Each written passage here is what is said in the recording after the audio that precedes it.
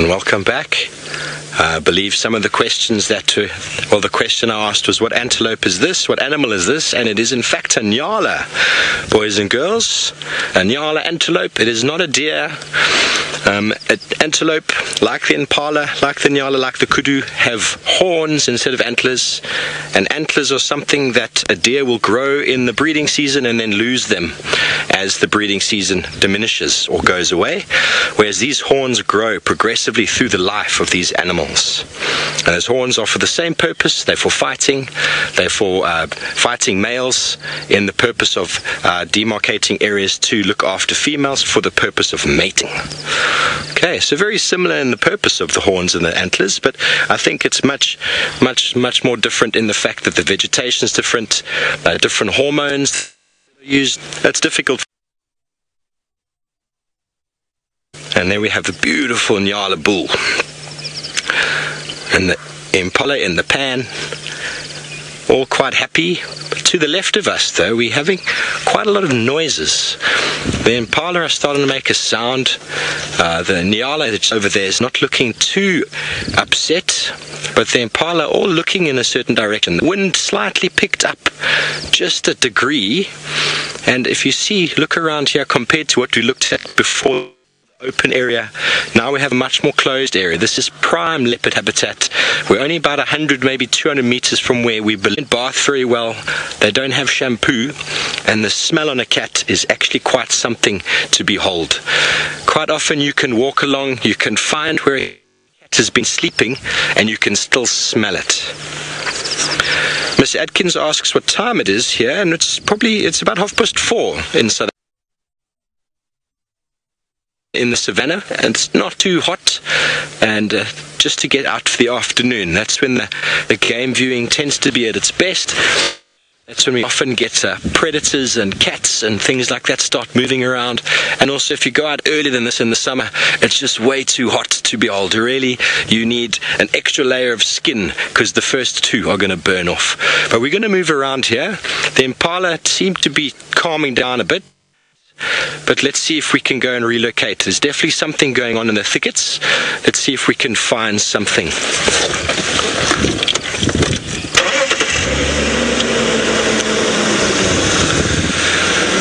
But while we continue on this quest, this is going to be a quest that'll take us a little bit of time. We're going to be moving around the slopes here, down the hill.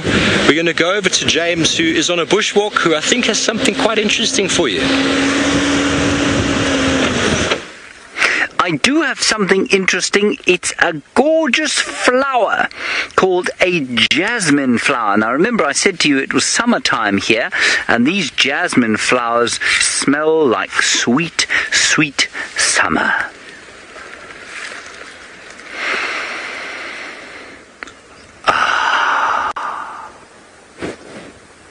Once more.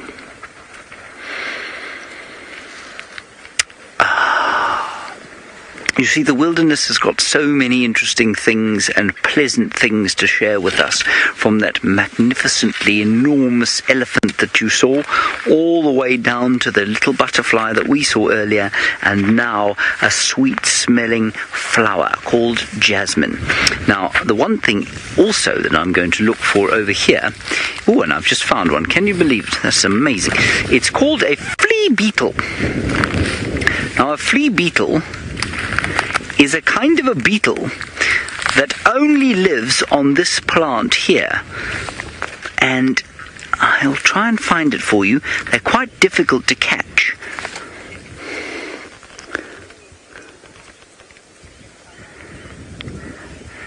Now, while I look for it, because I did see it, but I seem to have lost it now. Anna and Jacob, you want to know if there's always this much grass in South Africa. No, there isn't. It's summertime, you know, and so we've had lots of good rain, and that means that because of the rain, there's lots of grass. And in winter, when it's very dry, there's no grass at all. Okay, I found him again. So this area that you can see here sometimes looks a little bit like a desert. Now, if you follow my finger, Wiem, you will see a copper-coloured beetle. Can you see it there? It's trying to hide. Let me put my finger on the other side. It's dropped. It's fallen off. I've lost it. Can you believe it? Let me try and find one more. Because if we found one, there are bound to be a few more of them. Beautiful, shiny, light copper-coloured beetle. And the most interesting thing about them is that their babies are poisonous. And what some people out here, called the Bushmen, used to do is they would take the babies, which look like little worms, and they would put them onto their arrows when they were going hunting, and they would shoot the arrows into an animal, and the animal that they wanted to eat would then die, and that's what they'd eat. Isn't that clever? I can't believe I lost that one. Found it so quickly and then lost it again. That was very stupid of me. I'm obviously out of practice catching flea beetles. Anyway, we'll try just one more branch, and if we don't get lucky, we'll move along somewhere else. It's quite thorny in here, lots of thorns and spikes and things. You need to be careful that you don't stand on something that might stick into your foot. Oh, there, right here. Can you see it there, Vim? Mm-hmm. There we go, everybody. Jin, you want to know if they can bite me? No, they can't bite me. You got it? There is the beautiful flea beetle. And I will try and catch it, but they're called flea beetles because they can jump. Now, I don't know if you know what a flea is. It's like it's a very small insect, and it's able to jump very high because it's got very powerful back legs. Now, this little beetle has also got very powerful back legs. Now, I'll see if I can catch him for you, and then we'll see if we can have a better look. All right, Vim, are you ready? I'm just going to try and snatch him off the leaf. I think I've got him, everybody. Okay. Yep, I've got him. Now, there on my finger. And if we're very careful and move very slowly, you might be able to see his very, very big back legs just sticking out. Can you see that? Isn't that cool? So he can jump a huge distance now. He's just trying to hide from me in this tree that I've picked. And his friend is just underneath there. Try and show you his friend. There we go. And his friend's actually got even bigger legs. Can you see the back legs there? Isn't that amazing? So it just goes to show how many wondrous things there are out here to smell, to see, to taste, to hear, and to feel. Marvellous. Okay, now we're going to be very careful. We're not going to squish him. We're not going to harm him in any way. We're just going to put him gently back onto the tree, and then they will carry on with their lives. Now, Justin, you're obviously quite interested in insects because you say, is he like a ladybird? Well, yes, he's got the same colour as a ladybird. And he's from what we call the same order, which is like an enormous family. So I suppose in some ways he's like a ladybird, but he's not a ladybird at all. Ladybirds are kinds of beetles as well, but there are thousands of different kinds of beetles in the world, and he's not very closely related to ladybird beetles. Good question, that one. We're still trying to find some tracks of our leopard. We haven't found any yet, but that's okay. It's the most beautiful day out here. The clouds are just providing a bit of shade because it can get very hot here at times. And there's just enough sunlight to keep us warm and to provide a beautiful light to everything we're looking at the moment. It's very special to be out here indeed. You really clever question. We don't have wolves like you have wolves there in the United States. We have something called a wild dog, which is like a wolf, but doesn't look like a wolf. It lives like a wolf. And it stands about this high off the ground. And it's brown and black and white, almost like it's been painted camouflaged. And they've got huge big ears that look like dinner plates. So those are the equivalent of our wolves, and they're quite closely related to wolves. But we do not have bears. There are no bears in Africa at all, except for ones that people have captured and brought here to put in zoos, for example. But there are no other bears that occur naturally here in Africa. You can find something called, I forget exactly what it's called. I think it's called a red wolf. It's not called a red wolf. It's called something else. Way up in the northern part of Africa, you used to get a wolf that lived up there.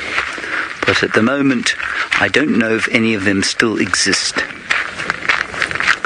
Now, we're walking through some thick bush, and so we need to be a little bit more quiet.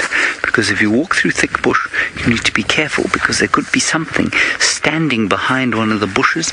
There could be a buffalo, there could be an elephant, there could be a leopard. So now I'm going to be very careful as I walk through here, walking very silently, and while I do that, we're going to hand you back to the great, beautiful, magnificent Mara River with Ralph.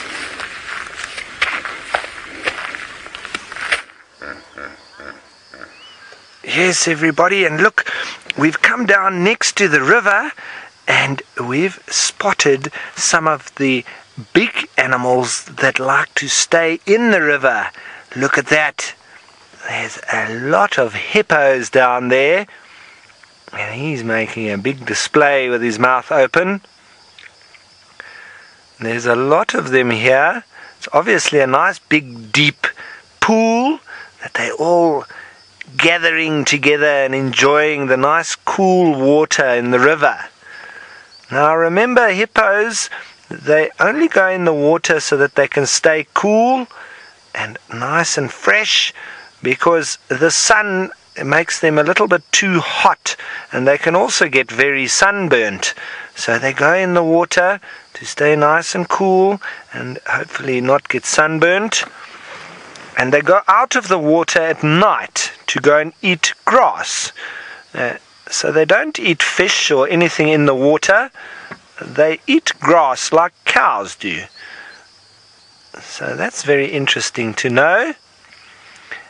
There are some crocodiles around, but they're obviously staying away because there's lots of hippos here, and the hippos will chase the crocodiles away if they see them coming, because they also worry about their little babies getting eaten by crocodiles.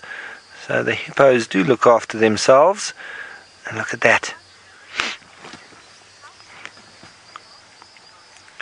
Now, Jordan, you're wondering how big is a hippo? Well, Jordan, zebra, but he's smaller than an elephant, and I can say if you've got a very small car, like a smart car, he's probably about as big as that. I'm trying to think of what else we can use. Maybe as big as 5 people. The biggest people you've ever seen, put 5 of them together, and that's probably... But it's difficult to see them in the water because they stay underwater and they only put their ears and their eyes and their nose above the water. And they can hold their breath for about just over 5 minutes. So the next time you go swimming, try and see how long you can hold your breath. I promise you, you can't hold your breath as long as a hippo can, because they're very good at it. Look at that one. He's gone under. Let's see how long it takes him to come back up. He has to come back up because he needs to breathe air. He's a mammal, and all mammals need to breathe air. Let's wait for it. Ah, there he comes. That was about 2 minutes, I think, at the most. Maybe even 1.5 minutes. So, and look at that. You can tell between the girls and the boys.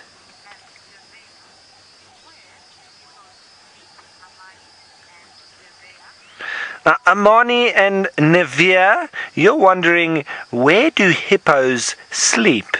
Well, they sleep in the water where they are right now. They normally sleep during the day and then they come out at night to eat grass. So some of them lie up a little bit on the bank, or they just snooze in between coming up for air and going back down again. And there's ones that are just in the shallow water, and you can tell between the male. And if you see one of the big males, he's very black around the eyes. So it's like your mom who likes to put makeup on. Well, the hippos also like a little bit of makeup, because the ladies have all got pink around their eyes. And you won't find baby hippos. I think there was a young little one a little bit further downstream. But we'll have a look at him now. You see them, they're climbing out of the water a little bit. It is very shallow there. You see they blow the air out of their nose. And they need to close their nose when they go underwater. It's like if you go in the swimming pool and you put your head upside down, all the water will go up your nose so that the water doesn't go in their nose. Now, Manu's looking downstream because there's some birds flying there. Those are Egyptian geese. But there's also, somewhere there's a small, not a baby, but a young one, more or less the age of you guys at school, 7 or 8. He's around there somewhere, a little youngster. We'll see if we can find him. I don't know if that's him. Some of them are quite tricky to see. They're a little bit shy. They don't want us to see them, so they just put their nostrils out and they take a breath and then they go under. Maybe they're just enjoying being under the water and they can just put their nose out. It's like if you have a snorkel and then you don't need to take your eyes out of the water. You can look around underneath, and they've got built-in snorkels. Look at that. And did you hear that? Listen to that. You know why they do that? Because the hippos, they go underwater and they tell each other jokes, and then they come up laughing like that. So that must have been a really good joke, because they were all laughing about that one.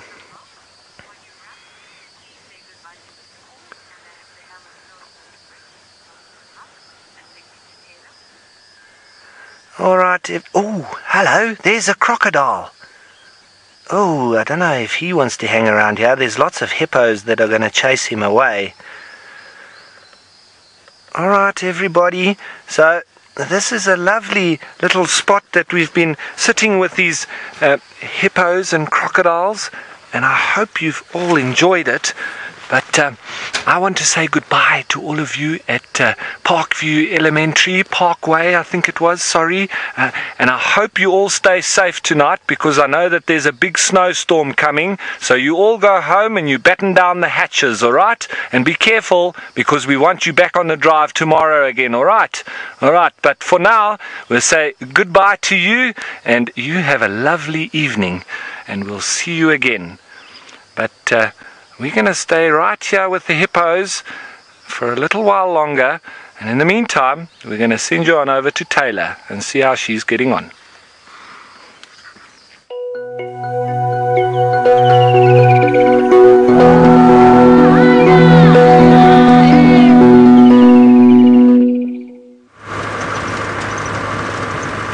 I remember that one time that Alice said she was going to sing the ident tune for me, and then she never did. Welcome back to work, Alice. Alice has been on holiday, but she's back in final control again.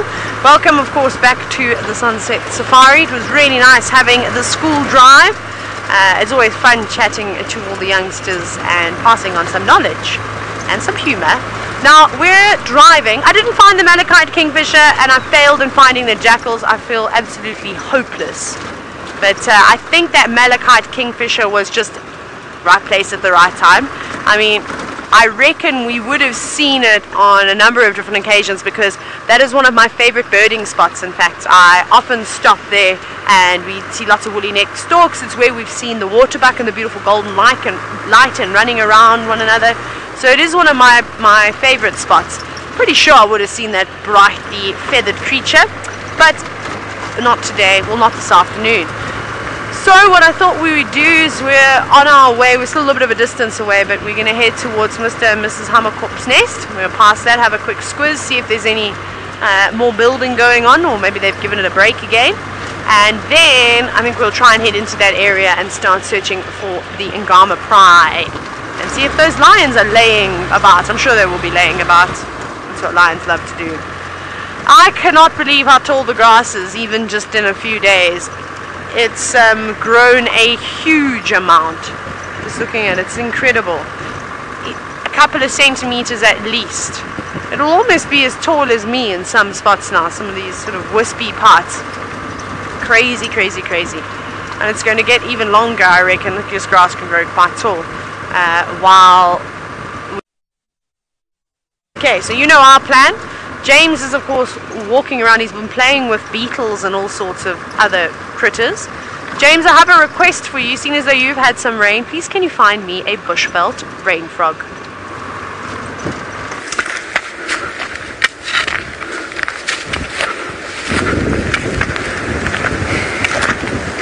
Now, good day everybody. Those of you not, again, it is a glorious afternoon out here. Please remember, keep talking to us, #SafariLive, otherwise you can use the chat stream on the YouTube feed. Ask us any questions, send us any comments that you would like to. Marvellous. What do we have over here? Shotia brachypatella. And for the last few years, very poor flowering effort been made by these trees, which make beautiful red flowers, and a very appropriate tree for this time of the year. Of course, we've just passed the New Year's Eve, and most people, of course, woke up on the 1st of January with a blinding headache on account of the overconsumption of various foods and drinks. And this tree is the perfect tree to come and sit underneath, therefore, on the 1st of January. You take a piece of the bark, you soak it in some water, and then you drink that water, and hey presto, your headache will go away. Doesn't work. Good. On we go. Now, I believe that Steve is not far from here, and he's got something that might blow away the wind. Welcome back, and we have got an amazing bird, probably one of the prettiest birds that you find in the animal kingdom of this southern African continent. It's just disappearing there. I don't know if you can have a look at it, those of you who are into your birds. Have we seen this before? Can we add it to a list? Is it exciting? It's very exciting for me and Senzo here. We've been with it for a few minutes, and it is playing the game and staying in camera. It is the African hippo. Just in time. Look at how it raised its crest there. They do that when they're excited, or when something chocolate, we get very excited. That's what happened there. You beautiful sort of orangey brown colors with black, and that crest unmistakable. Long beak for probing. You can see it walks around and it picks up insects either directly on the ground, or it's able to penetrate the ground with that long probing like beak. Quite a nice special adaptation for birds. A bird that has a long beak like that, you must understand beaks are in fact hands in the bird world, and a beak like that is specialized. It can do a lot of other things that some birds can do with smaller beaks, but not many birds can actually physically probe their beak into the vegetation, into the soil, walking around. So he's quite a commonly terrestrial walking bird, but does spend most of his time sitting in trees or roosting. But the feeding habits of this bird is very characteristic. If you can see it, it's walking in a very sort of zigzag fashion, and the tracks of that bird are actually quite often mistaken for your. Get a better visual than that, Senzo. Has he gone behind the bush? I think so. That was African hippo. Have we added to list of anybody out there? I hope so. And from one bird with an interesting beak to another, we have Taylor. I think she has something very interesting, very, very far north for you. Let's see what we've got. Well, at the moment it's not quite so interesting, unfortunately, Steve. Your hoopoe sounded way better, but we've been talking about the Hammerkorp nest for quite some time. You may be able to hear lots of cars driving past. Everyone's going home now, or perhaps to the lion sighting, probably to the lion sighting. But nobody is home. They've gone again. Perhaps they have another house somewhere and they're just building this one up. Because Hammerkorps are such hard workers and they're constantly on the go. There's even a woodland kingfisher, woodland kingfisher that is chirping, but it's moved further and further away now, so we're not being able to hear it as clearly. But I think Ralph was trying to do a call a little bit earlier. What call are we going to make somebody do next? I've been trying to think. I need your help. I don't know who we're going to go to in the next segment, but maybe you can help me now. Let's start guessing. Put your requests through. What call would you like the next presenter to do? What bird call? So hashtag Safari Live, and we'll take the first response. Remember, we want to make it a bit tricky now. I'm sure you want to laugh, and the harder the bird call, the more ridiculous we're going to sound. Don't give us the easy ones. So Faith will be looking out Faith and Alice will be looking out, and then I will take whichever one comes first. I was just scrolling through my bird app now, going, that's fairly easy, and then I was trying to make the calls as well as we go along, as one does. Right. How's that highway looking? Clear. We can go. Wouldn't want to pull out in front of someone. Now, checking there's nothing there. Seanak, you're wondering, what do Hammerkorps use to construct their nests? They use a variety of materials. They typically start off with sticks and then also lots of grass. So normally it's in a fork of a tree or somewhere as sort of a base, and then they start with lots of sticks as well. They get big sticks, small sticks. They're quite particular about the way that it's built, and it just gets bigger and bigger and bigger.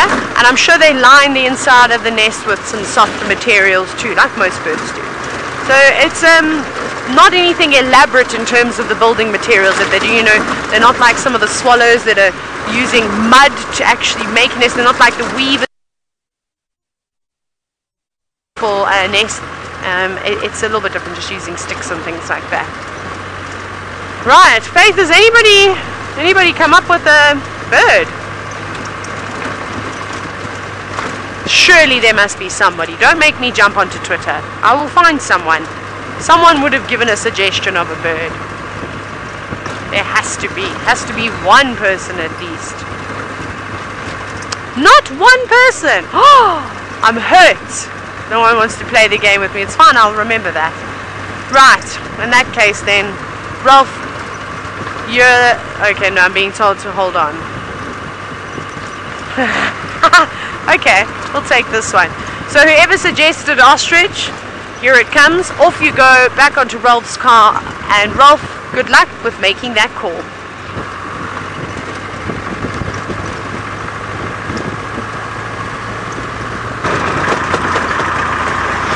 Thanks, Taylor. Well, I've got a range of different birds that I can call, or attempt to anyway, and we're just making our way slowly back towards the Olololo escarpment and it's a little bit bumpy, but I'd like Manu just to show you that we've got an imminent storm once more. So I'm slowly making my way back there as we see zebra and gazelle over the plains as well, but the Olololo escarpment off there in the background with the sun just shining through beautifully there.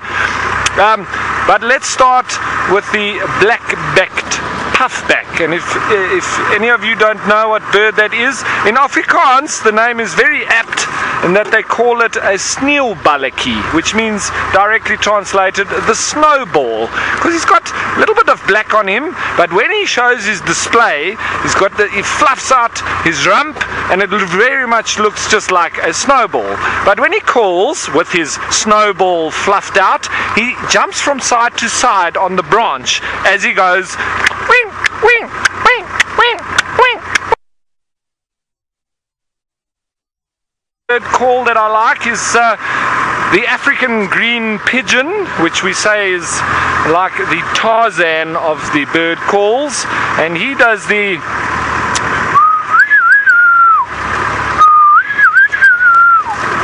and then he goes a quack, quack, quack, quack, quack, which is not that great. But so that's those two, and I think Steve wanted me to do the orange-breasted bushshrike, which I did the other day when we were across the river, and that's the air hostess bird. That's how we remember him, because he says coffee tea or me, but it goes.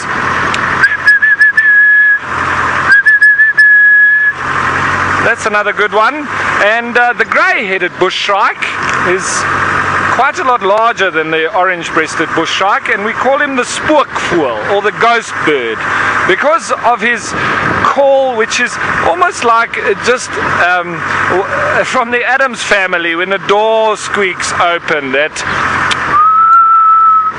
And you can see Lurch coming through saying, "You rang." So that's all the call that he does. It's just a straightforward. And then he can also do a little bit like the blackback puffback, where he goes Wah! Little Nediki, a tiny little bird, but he sounds like when you're pumping up your tire with the old-fashioned hand pump that's quite squeaky. So he just does a.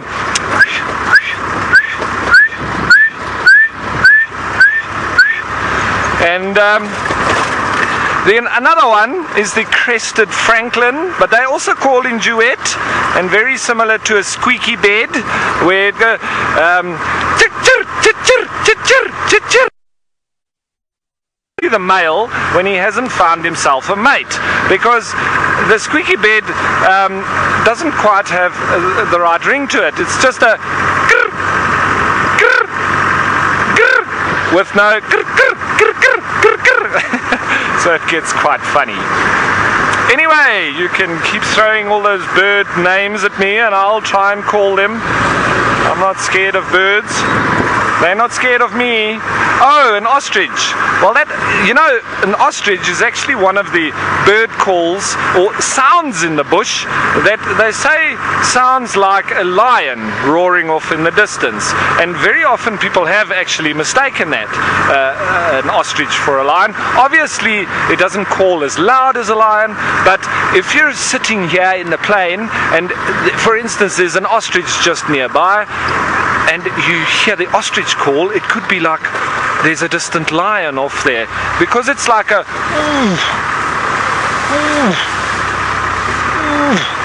like that very meaty from the belly kind of call.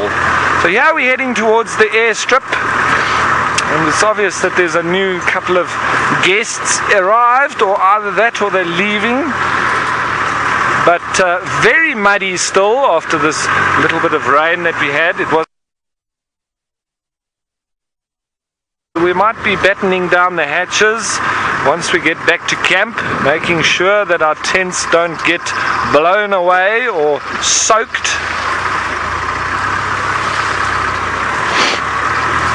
So it's always lovely. It's been another lovely afternoon drive. We're not finished just yet, and we're still going to see through these drainage lines. Maybe there's a hippo, maybe there's a lion, but we're nearly there. And while we're on our way there, let's head you on back to James and see how he's doing.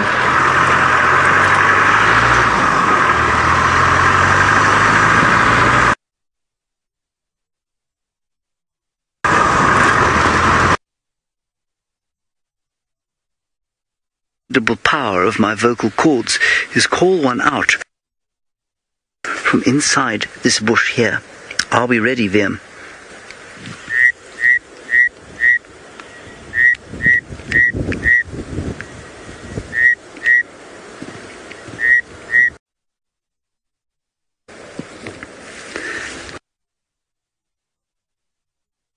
Was that impressive, Em? Don't you think it was a wonderful exposition of the bushveld rain frog's call? Shall we try it once more? Let me get right down here and have a look.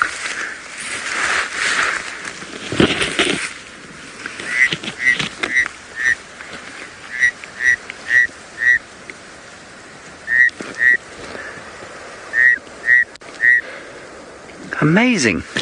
But I still can't find one in here, I'm afraid, everybody. Oh, look, Viam, there's a flying pig.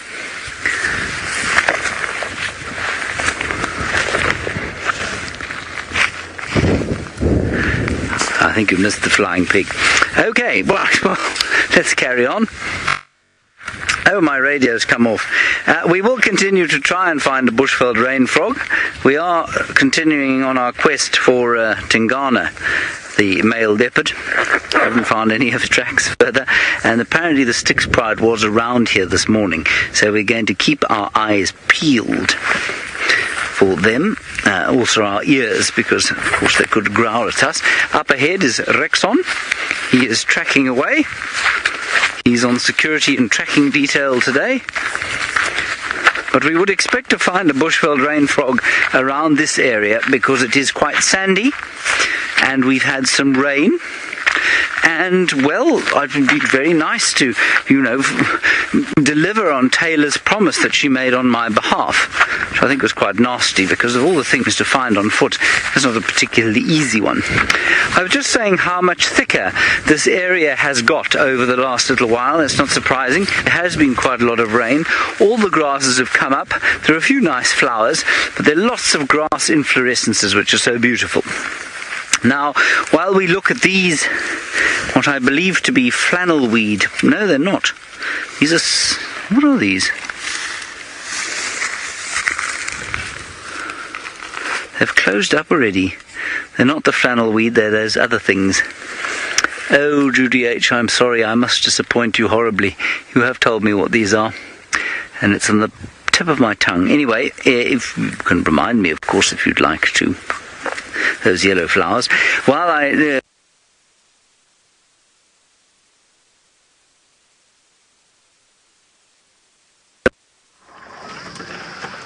Welcome back, folks, and we just wanted to stop here and have a look at this beautiful view that we've got of the escarpment and these clouds coming through and the approaching storm with a Balanetese tree in front. It's just a beautiful Savannah-like setting, and it's just lovely to stop sometimes and switch off the vehicle and just watch in awe, because it is absolutely stunning.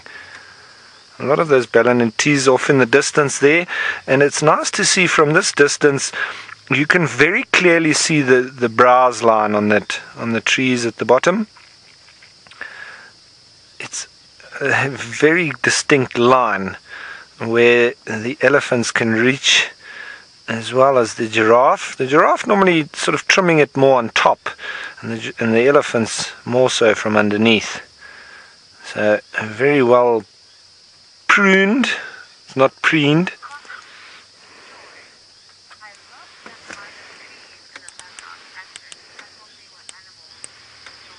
Now, Joy, thanks for your comment. You're saying you love that line of trees in the background there.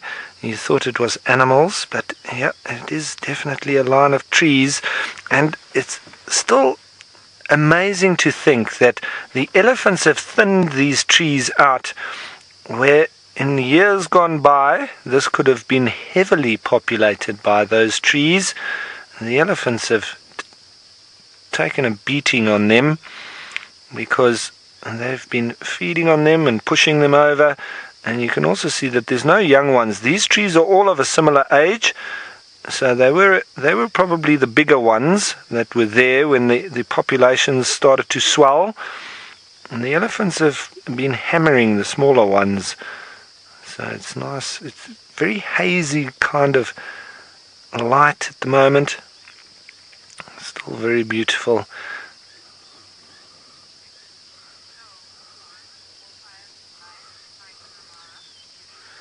Now, Jilly, you're wondering if we see glowworms and fireflies.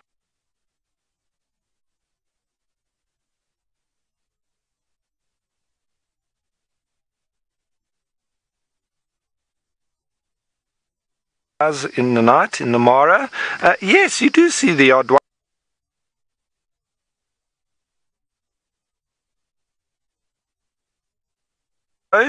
Remember,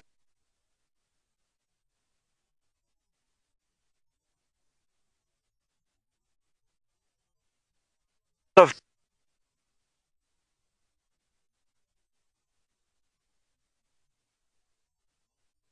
and or a light signal, that colored light, actually bioluminescence chemical in their body. But anyway, so they emit a particular signal that is very specific for the species. And the male is the firefly. He will be looking for the right signal from his same species, because there's lots of different kinds of them. So he wants to see the right female and go down and then try to woo her, and if he can, then they will mate, and so the reproduction continues. But sometimes the glowworm are actually parasites, and they will emit a different signal, and when the male comes down from a different species, they will eat him. So very interesting there, and lots to talk about with glowworms and fireflies. But we're going to stop with that subject just for the moment and send you on back to Steve.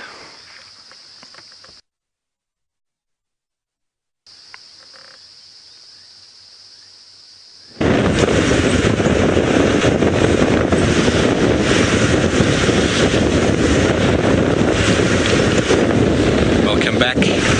We have some good news. I believe you've been having some fun with all sorts of interesting little critters and impersonations.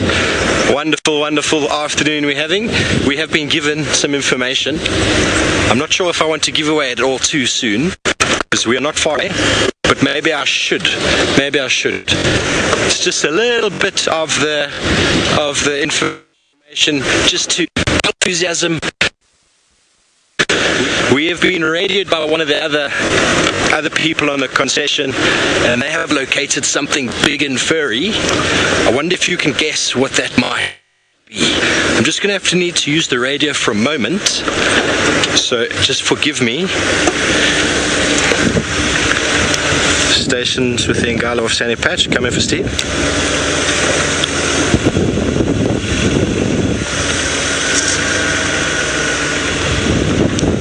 Copy, thanks very much. Okay folks, so we're going off-road now. This is amazing stuff. It's one of the privileges you have of this kind of game drive safari, the ability to drive off-road.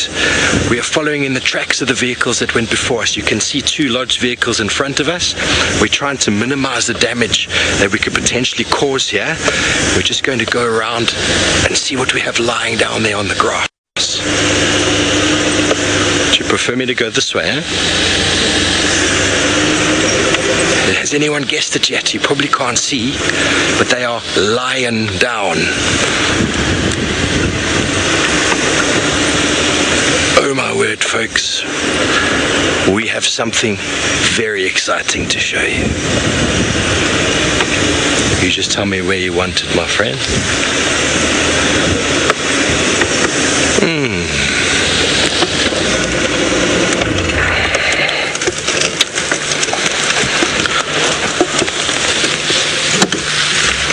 Yes, you might have guessed it.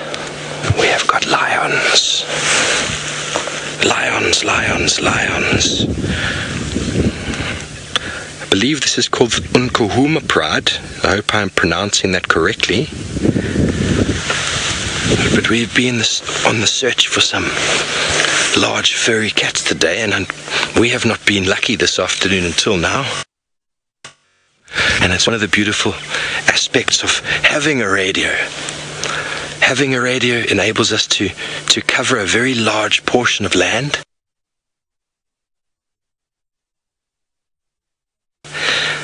And to be able to communicate so that anyone who finds something interesting, view. But how's that for a yawn?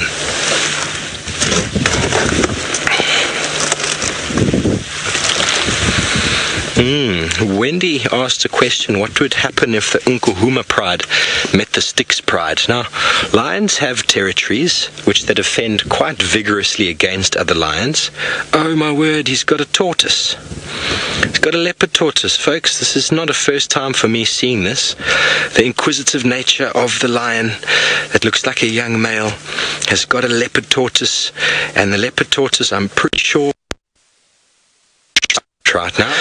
I wouldn't be too worried though, because he is quite well protected in that shell. I have seen lions much bigger than this one trying to feed on a tortoise and spending hours with it, eventually letting him go, and the tortoise being left unharmed.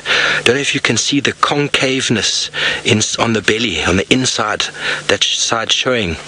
That shows that that is a male tortoise, which enables him to climb on the female, allowing for his body to sort of climb onto her back for mating purposes. I'm pretty sure he's quite stressed out. He's most likely would have... Oh, and once you think you're done, another one comes along. It's almost like we play games with tennis balls and rugby balls, American footballs. The lions are very inquisitive about something that's moving, something's got a smell. But I'm pretty sure the lion's jaws are not strong enough to crack open that shell. This is amazing stuff. You see quite young, sort of sub-adult lions there. The conditions are really, really nice for this sort of thing. There's a nice cool breeze coming. Lions like to lie on each other, like to play. They like to wake each other up. A little bit of communal grooming. Looks like an adult there that it's grooming. One of the important aspects of a pride and the structure of a pride is the grooming that they do. This is awesome.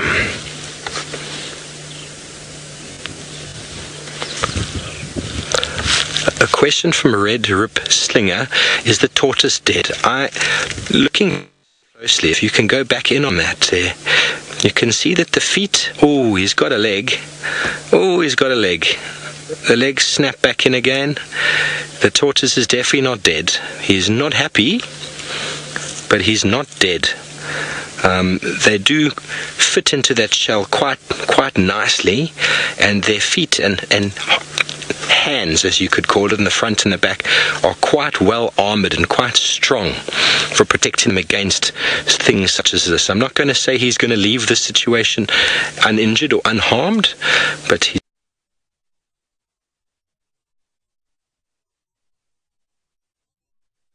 the shell slightly. It's difficult to say, folks. I don't know how long this tortoise has been with this pride, and with them all having a go, eventually the combined weight or the combined effort, like trying to crack a macadamia nut, it is always difficult the first go, but as you keep trying, it gets easier and easier. But this is incredible stuff.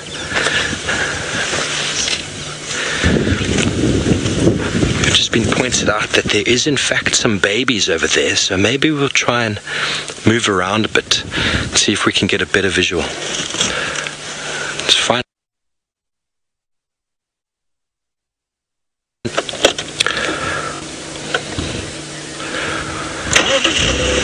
Tom, a question for me, why do these lions eat tortoises? It's not a staple food of theirs, but lions will that they come across. They are extremely inquisitive, and they are always very, very willing to try and feed on anything they come across, even 2-week-old rotten meat. So something that's inside a shell like that should be good, yeah?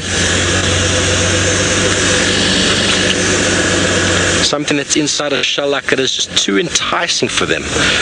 Why do we eat peats? Why do we break shells to feed on things? For something to be armored and protected like that means it tastes really, really good. Hence it has such a protective shell. Okay, folks, we've just repositioned a bit there. We are in the sighting with a couple other vehicles.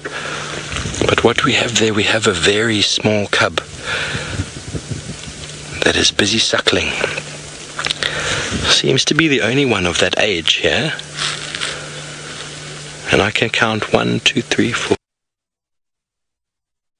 5. that is the full makeup of this pride.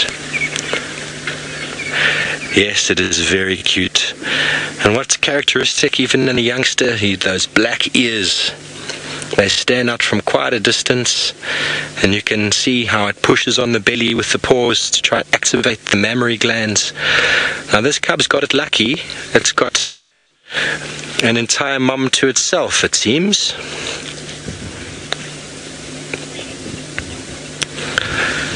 Thomas, I believe you are a new viewer and you're asking a question, would the lions come up to the vehicle?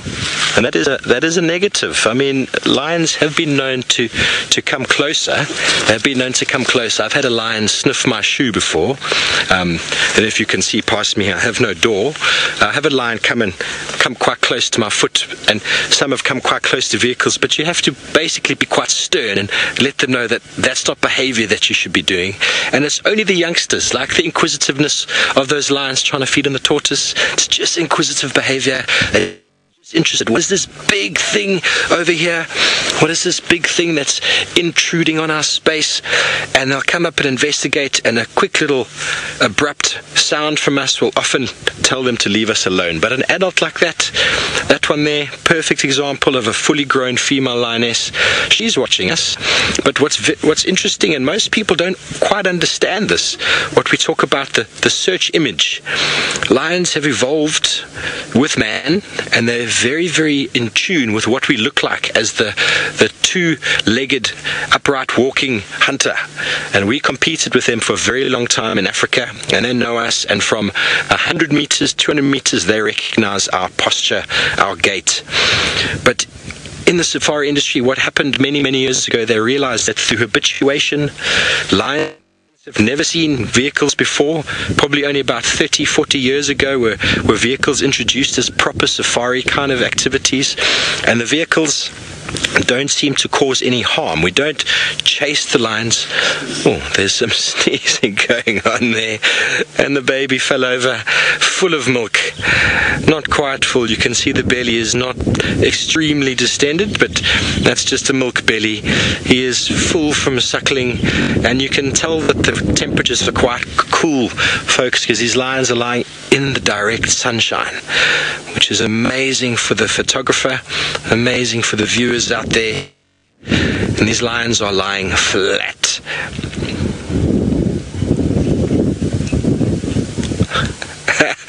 Parlin comments, the baby's milking is like, indeed, anyone who attempts to go near to a lioness with a cub would be indeed causing themselves a little bit of harm, but that baby is fully secure and safe being there close to mum and granny and whoever else might be there. This is the first time I'm seeing this pride, so it's wonderful.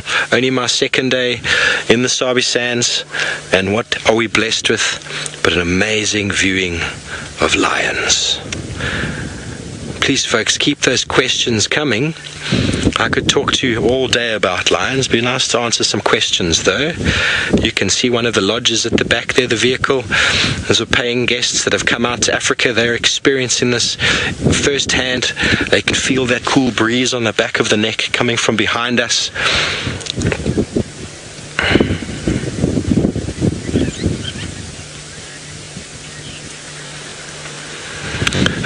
Philip asks a question, are first litters for lions a write-off like they are for hyena and cheetah?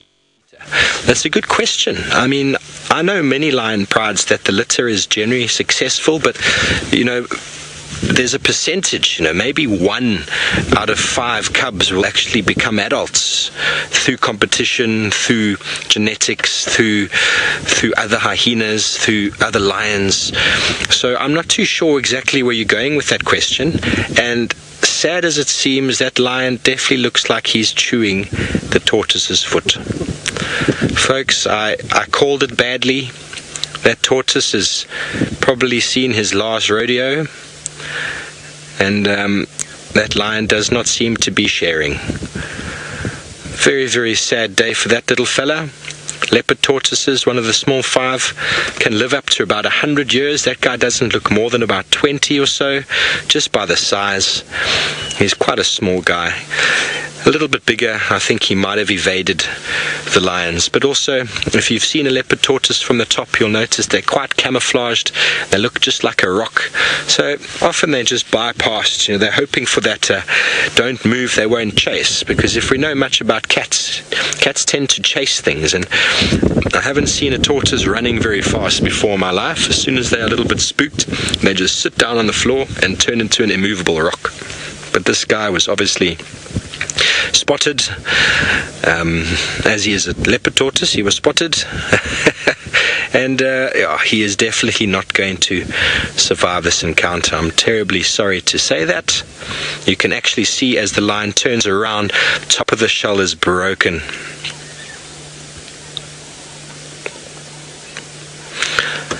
Richard asks a question whether these lions eat the tortoises out of boredom or are they lazy. Lions are invariably quite lazy, but when it comes to being hungry, they will eat anything that comes.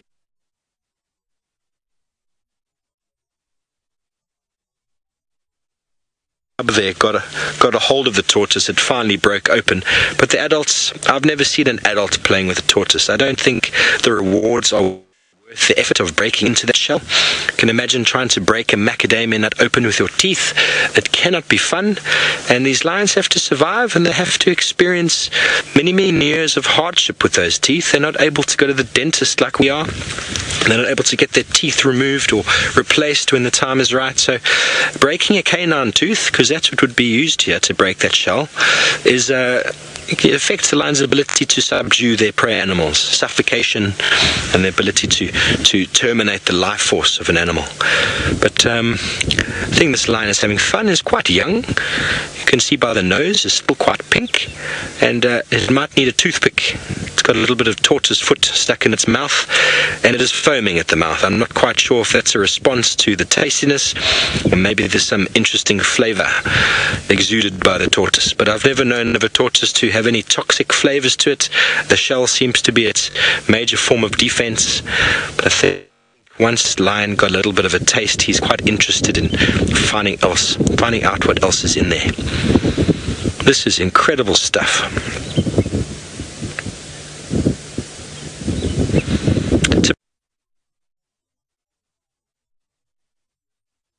It seems quite trivial. Why does a lion lick it? Often licking for the blood when it's penetrated the skin, but I've noticed leopards and lions licking just the fur of the animal. Maybe in preparation for plucking the fur, but I've seen them licking, and it's also maybe a comfort.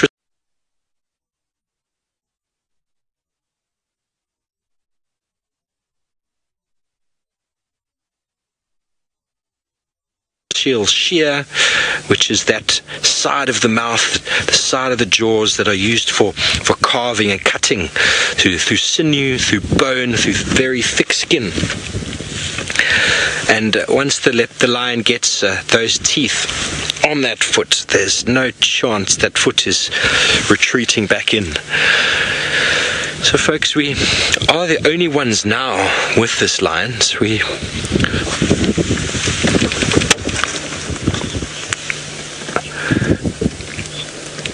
So folks, we're having a few streaming issues, and the stream's going to go down very shortly, just for a few minutes or so. Please just be aware of that. We are going to stay with these lions. They're not going anywhere at the moment. We're going to try to find an even better position for you. But when the stream goes down, please just bear with us. Don't go anywhere. These lions are hungry. They are lying flat at the moment. It's still quite early in the afternoon, but the wind is blowing nicely, and they would react to any stimulus that comes their way. So please just bear with us if that does go down. Just look at that little cub. If you just get right in there, look at that.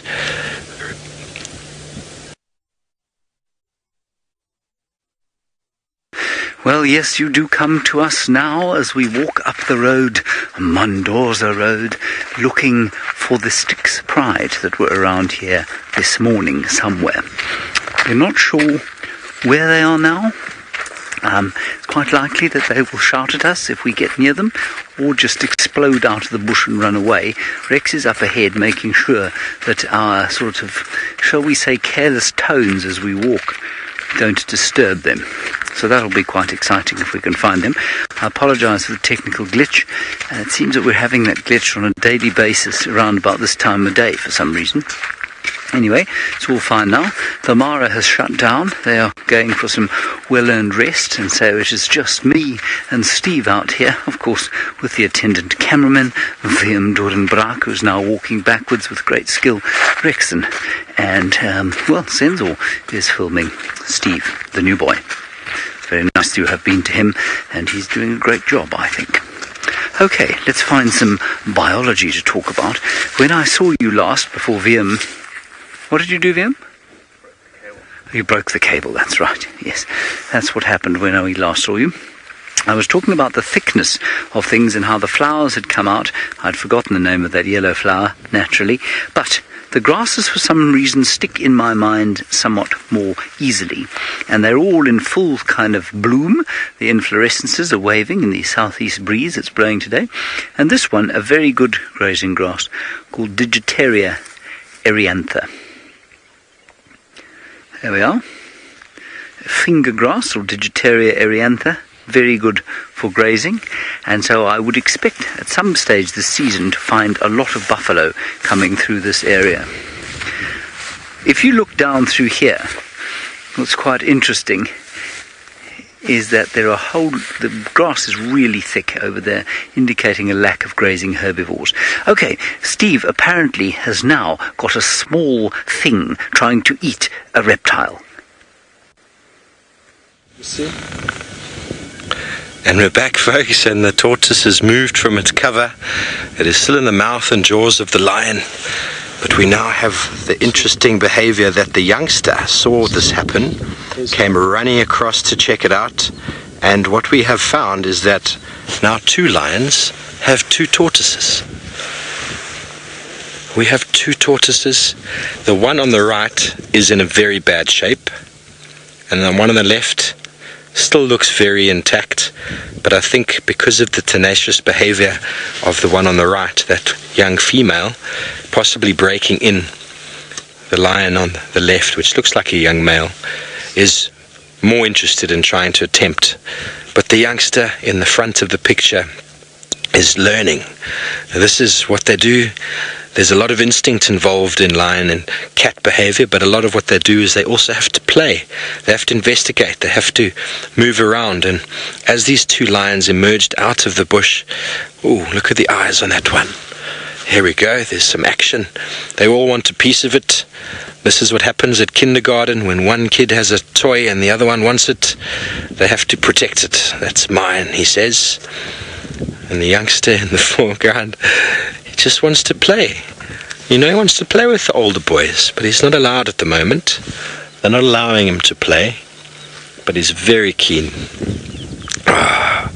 So this is the time of the afternoon when you start seeing lions yawning like that, where they can quite often start to get up and start moving.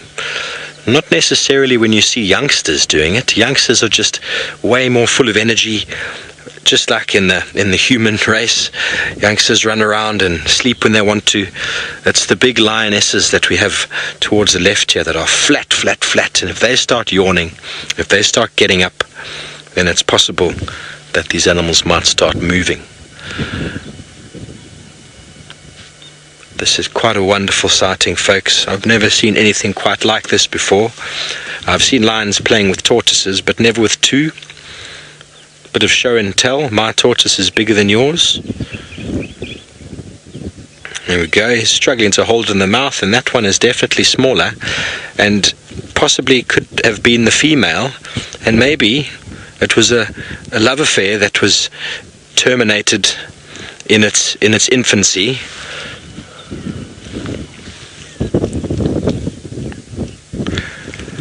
Yeah, Pagan asked the question whether they could have been caught mating, and the first tortoise I definitely identified as a male because of that indentation in the belly, and the one on the left that the lion is busy licking, I got a brief glimpse of it now, but I didn't quite see the bottom, the underneath side, and the underneath side did look a little flatter, which often indicates the female.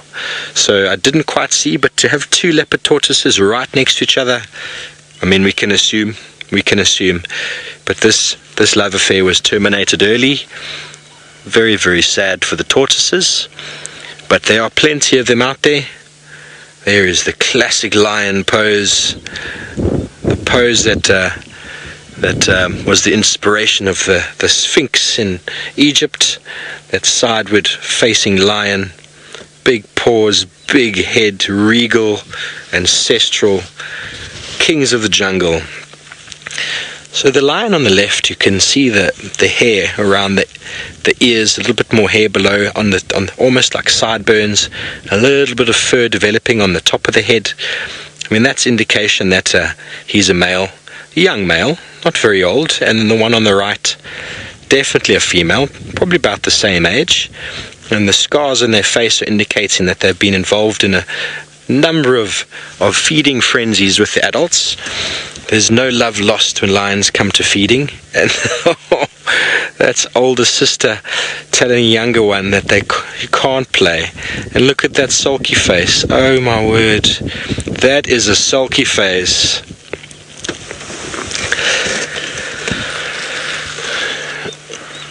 That is definitely a very sulky face. So a head count of the lions, I think I counted 12, but now they seem to be more in the open. I've got... Can count 12, but let's go through there, shall we? 1, 2, 3, 4, 5, 6, 7 on the right. Yes, it's 12. I have 12. There's one youngster here. I heard one of the other guys on the radio saying there was only one baby. I believe there should be 2 more somewhere. But I don't know where they are. I'm not going to make any guesses or assume anything. But it's not a very positive sign to have a pride with one cub and the others nowhere to be seen. But it is a very harsh reality out there. And there's the typical downward facing dog, or the cat stretch for the yoga enthusiasts out there. The rub of the head, just trying to be gentle and loving. Look at that. That's what lions do. Any of you have a cat at home that likes to come and rub its head up against your leg or your face and lick you? That's what these animals do. They are very loving and very social. I was talking a moment ago about the scratches and scars on the youngsters' faces. When these animals feed, there's no love lost, and they are very vicious in that feeding. But afterwards, they clean each other's faces, they apologize, they say sorry for being a bit mean, as we do, you know. We have to apologize, and that's what keeps their structure so nicely together, keeps them in tune, keeps them as a tightened unit. Without that, they would not survive. Lion strength comes from their unity, and someone mentioned earlier, with the Styx pride and this pride interact. In numbers, probably a few females would maybe interact with other females, but it's generally the job of the males to fight against the other pride males. Generally the males that do all the hard work. The females try and avoid each other. That's why lions call, females call as well, to get a sense of where the other animals might be. They stay within their boundaries, they stay within the territorial markings that the males provide, and they try and avoid that confrontation. Because for 4, 5, 6 females to fight 4, 5, 6 females is going to end in bloodshed, it's going to end in injury, and neither of the animals can afford that. They need the numbers, they need the soldiers in the battle when it comes to feeding. But this is incredible stuff. The temperature's dropped a few degrees.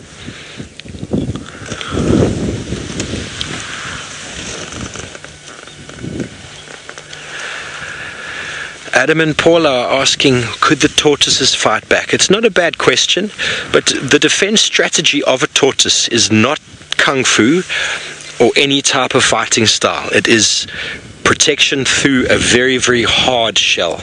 That is their means of protection. They are very slow animals. Some animals rely on being very fast to get away.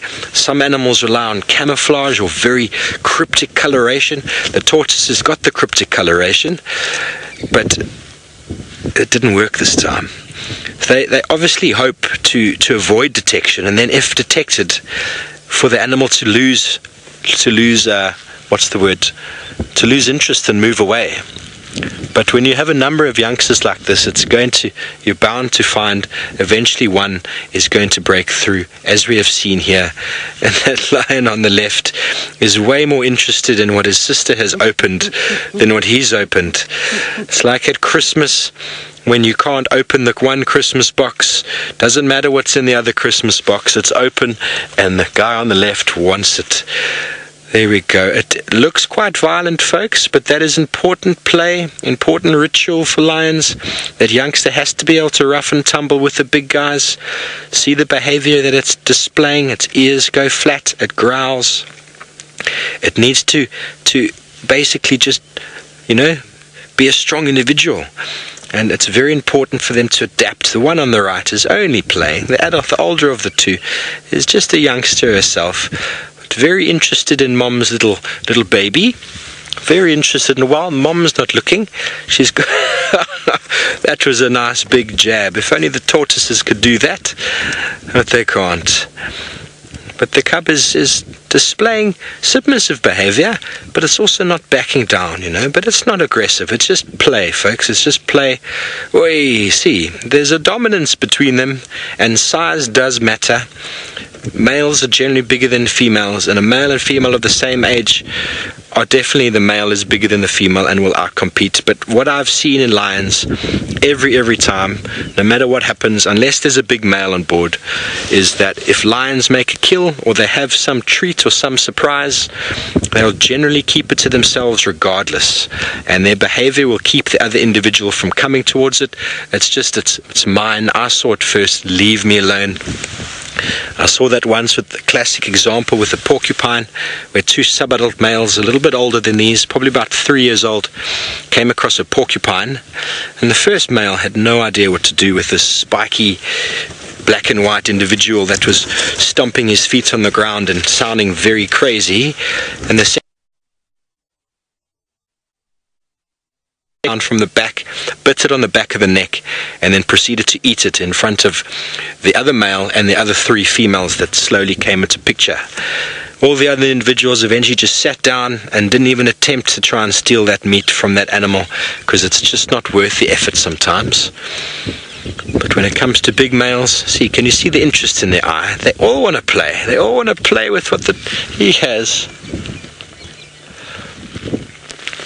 Hello Scarlett, you ask whether biting the tortoise's shell can damage the teeth, and that is most certainly. Most certainly. That's why the adults probably aren't doing it. The youngsters are just way too inquisitive. They generally don't have the jaw power to get around and break it. But I think just through the persistence of the one, or maybe it was persistence of a number of them, they eventually made a crack and slowly but surely got through. But it is not easy going. Shells are very, very hard. You'd be hard pressed to break through one with a hammer. So trying to do so with your teeth is not something I would advise to anybody. Not something I would advise at all. But can you see the interest? They all want to play, and there we go. From a young age, the youngsters learning how to groom. We've all seen our cats do this at home, I'm sure. Lick the paw and then wipe the face. Very, very important element, and it shows that lions were once solitary. They don't necessarily need to clean their own faces now if they're in a pride, but if they get separated, or if they're on their own, or if they become nomadic, for example, they will need to clean. So folks, on the topic of cats, and while these lions are still lying flat and freshening up, James is on foot, and he's managed to locate a track and a sign out there of possibly a nice big and furry animal. Well, yes, a track certainly of a lion, a member of the Styx Pride. We went to where they were this morning, tracked them onto this main, shall we say, pathway to give it a bit of a romantic spin. We could perhaps designate it as an ancient trade route that went from the Mozambican coast all the way up to Mojaji, the Rain Queen, up near the mountains of the Soutpansberg. I don't think that's true, though. Anyway, the lions like to use it, and the Styx Pride, they went flat very early this morning, and I think because of that, they probably got up fairly soon after Veerman Tristan left them and came wandering down here. We thought they'd probably gone into Arathusa, but it doesn't look like they have. And so what we're going to do is just carry on down the road here. You can see Rex on there. Clearly he has not seen the lions yet, because he's walking down the road with a great nonchalant gait, as you can see. Right, let's wander along here and find a bit of biology to show you. He thinks maybe they might have gone back into Djuma, which is quite interesting. Anyway, I think it's worth keeping going down here. We will, of course, have to turn for home at some stage in order to get back before dark, but we have plenty of light left at the moment. Alrighty, what can we find here of great and wondrous interest to all members of our wonderful audience? Well, here we have a 3-orn. We were on the subject of grasses, and we've got one very edible one here, the Digitaria, or the finger grass, next to one almost entirely inedible one, the 3-orn. This looks like it might become a giant 3-orn, but probably not. It's probably another one of those 3-orn species. But what you can see, as I show you every summer, I seem to remember doing this a few times actually, is the fact that it has 3 orns. The seed, that is. And that's so that when it blows one of these southeasterly breezes, like it has been today, these seeds can be cast to the wind, and they'll eventually land in the soil and produce another plant. Millions and millions, of course, of seeds, and millions of what shall we say, spermatozoa, and spermatozoa specifically from both mammals and from birds and from reptiles and from plants are wasted, of course, every year.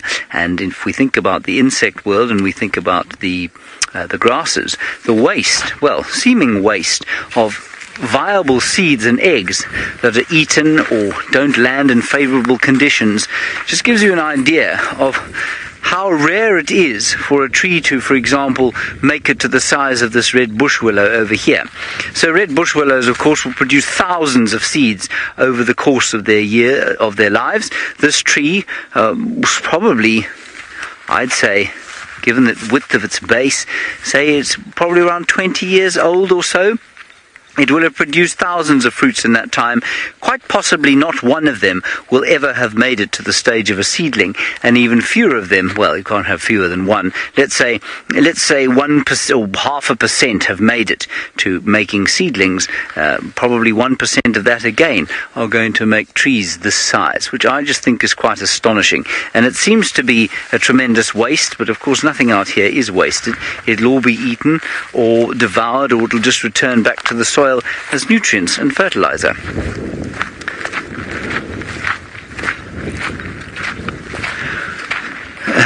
Scarlet, you want to know about itchy grasses and whether there are any that are itchy on our legs? No, not so much itchy, but deeply irritating, yes. Now what we have here is a sock, which is of course my ash bag, for me to tell which way the wind is blowing. Now, in order for a sock to become an ash bag, its partner either has to depart for the place that single socks go to, and you all know that there is such a place.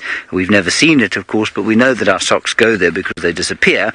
Or you walk through a patch of Tragus berteronianus, or the carrot seed grass, and what you find is that your sock becomes immediately utterly unusable, because if you put this on your foot, you will become so insane with itching that you will be unable to function. You will say words the likes of which, well, sailors would be ashamed to hear. And this Tragus berteronianus is the most scratchy kind of a grass you can find out here. The other one that does it is the 3-orn. They get in your socks. It's very irritating indeed, but you can pull them out. They're not quite so irritating. But this sock is now totally useless as an implement to put under my shoes. It must be used entirely now as an ash bag. Thank you. On we go. I don't know where Rexon's gone. He could have been eaten by the lions by now. That's a joke. He hasn't. I promise he's fine. Let's carry on in here. Oh, and just on the subject of jokes, wonderful suggestion coming out of the final control today. Of course, we're not going to name Tundi's cub for a very long time, but just to throw a little spanner amongst the works. You would have heard, if you watched Tristan and Viam with that cub this morning, you would have heard Tristan refer to the cub as a rebel, because she was being very rebellious. So I think that her name should not be Rebel Wilson. That's just what I'm saying. I don't think it should be Rebel Wilson.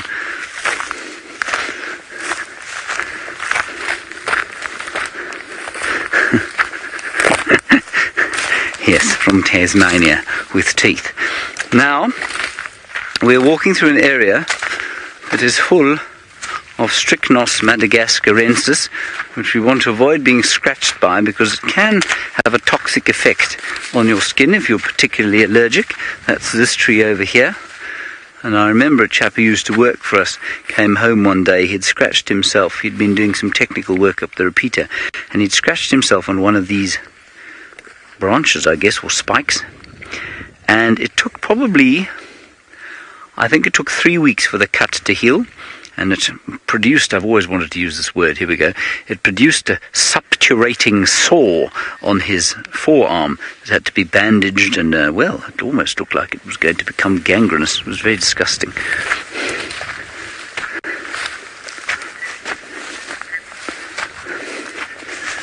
All right. We're going to have a little bit of further gander over here for the stick spider. I don't think they're around, but we'll see. Louise has just said, when I've finished with whatever story I'm telling, we can go across to Stevie Wonder and his wondrous lions. And we're back, folks, and we've had an exchange of toys. We've come from Monkey Oranges that side and Lion Tracks, I believe, to Tortoise Exchanges this side, and just missed a little exchange between this one and the one next to it, and the one next to it is now having a very big sulky face. Can you see that? It is not even looking anymore. There was a bit of aggression, exactly what I was explaining before. The one lion that had the tortoise that it couldn't open decided to attack the individual that had the tortoise. Not a very aggressive attack, but he came from behind and slightly bit her on the back, and she turned and did a really athletic jump, and in that moment the younger lioness on the right there, I think it is a younger lioness, was able to exchange and steal the prize for herself. And then there was a bit of an aggression shown between them, with ears flat and a little bit of growling, but that's as far as it went. It always seems very crazy, always seems crazy and quite aggressive, but it's just what they do. It's just what they do. Just excuse me, I need to talk to Mike. Mike, you're most welcome. Same position, you should see us from the road.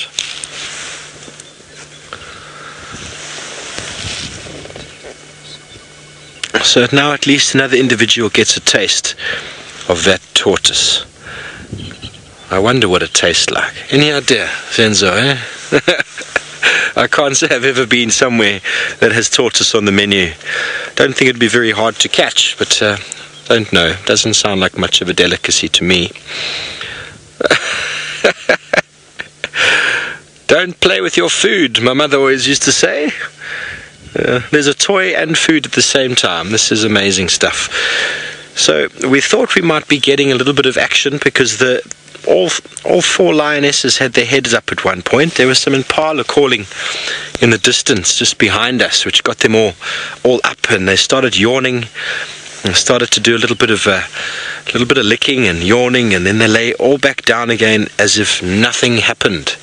They pushed the snooze button, and that was it for the action. But the little bit of action we saw with these young lions was quite comical. And the youngster there has gone back to suckle, but kind of looks like it's fallen asleep at the teat. What a way to spend your life.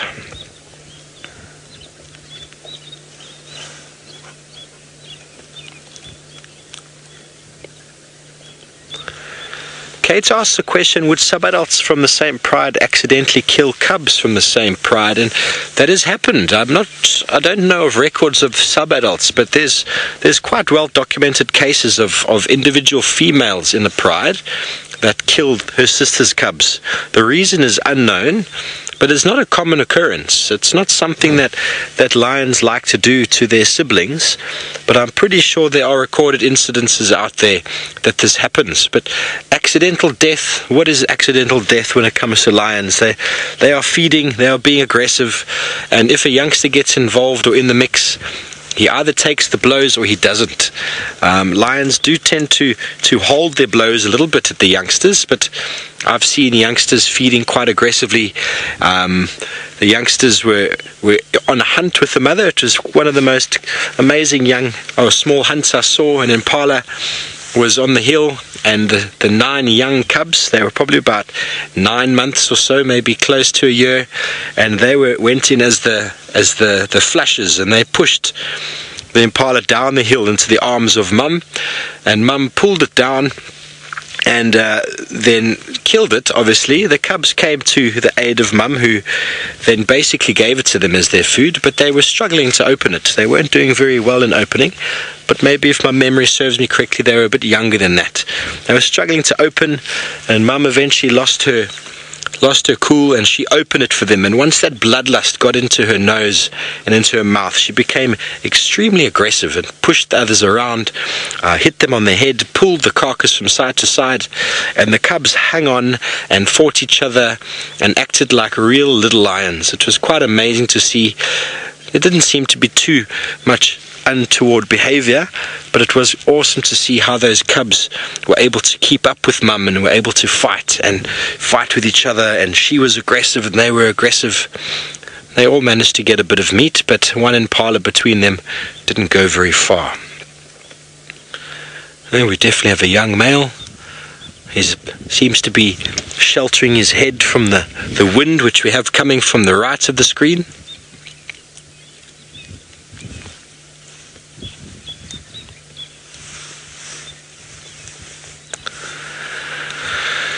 Philip asks the question of whether a male would kill his coalition male's cubs to advance his line, and that is a very good question, Philip. I'd probably have to throw that to James or to one of the other individuals.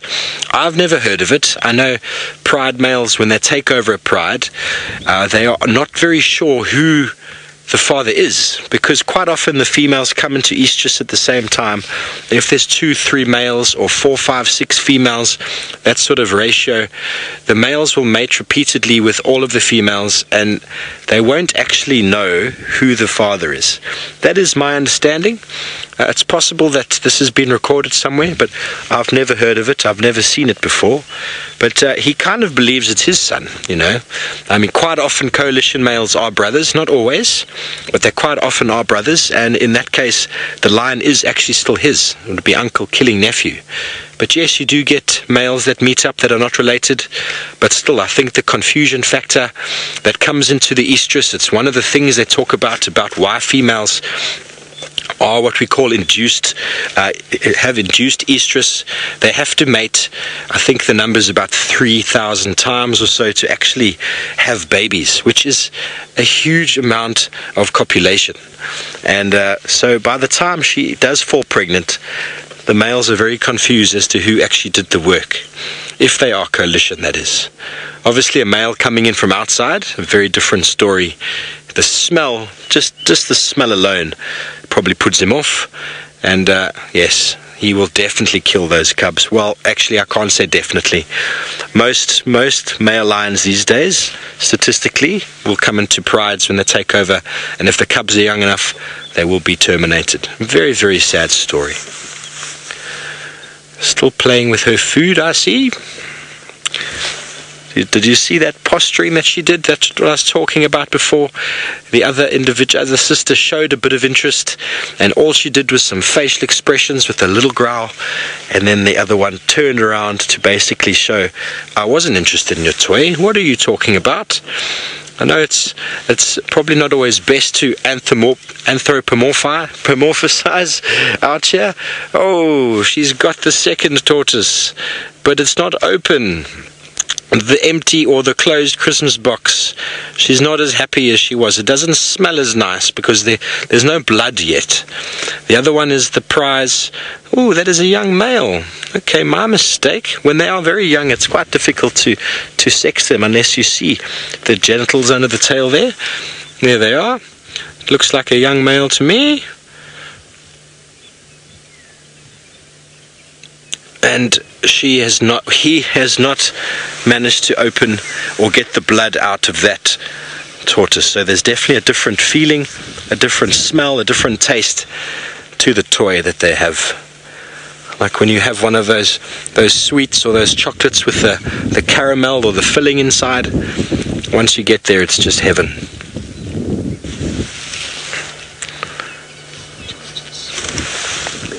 Okay, so we're just going to reposition a bit, see if we can get you all another visual of these individuals.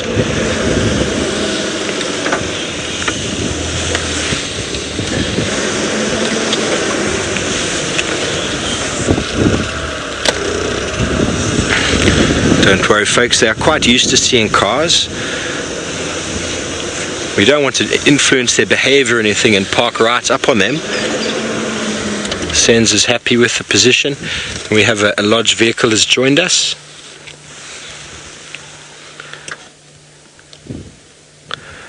Yeah. He has cracked the shell and is enjoying the center treat.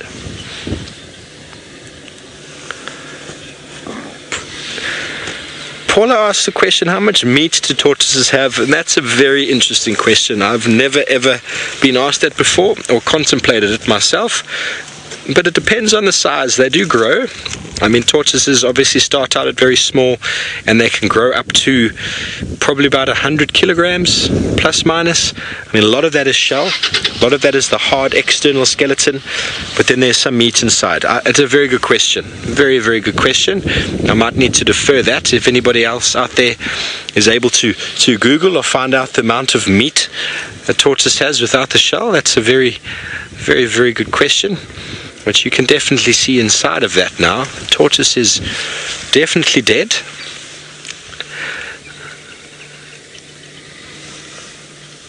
Very hard external shell.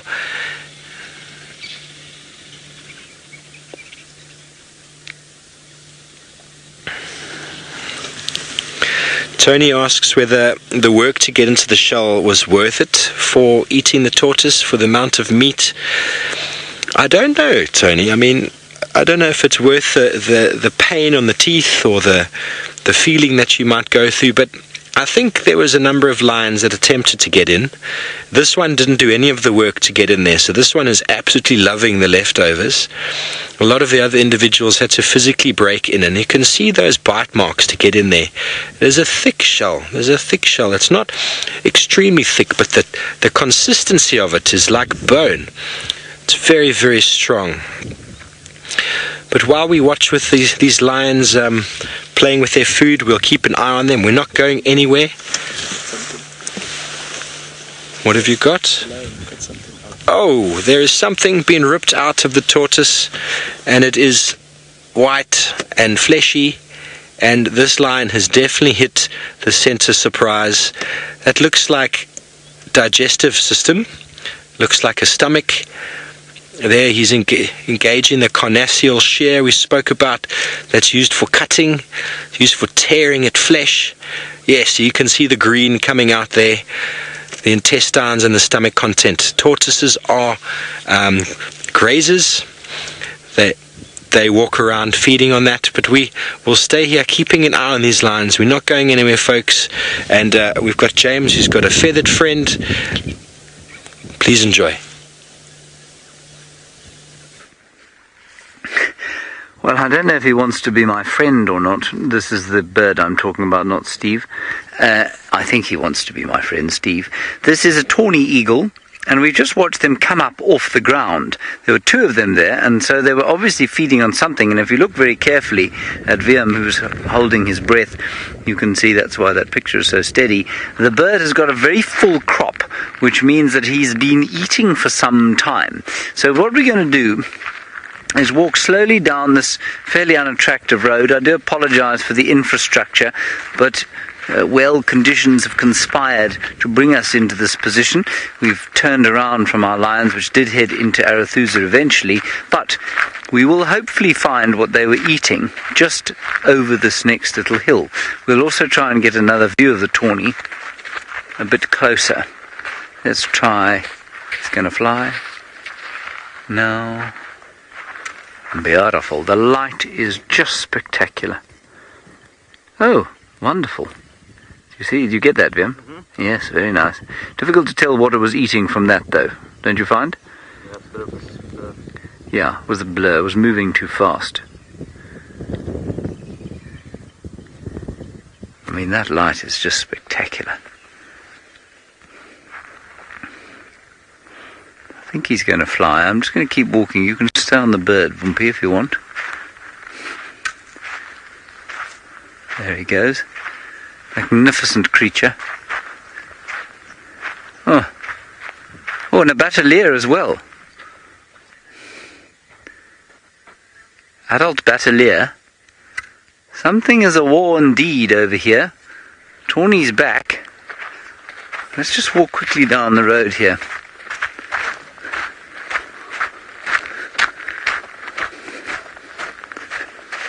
Not sure. It should be just down here. So bear with me. Oh, the afternoon could not have turned out in a more beautiful fashion than it has now. Liam, do I look nice bathed in golden light? A bit overexposed. Well, Liam, that's your fault.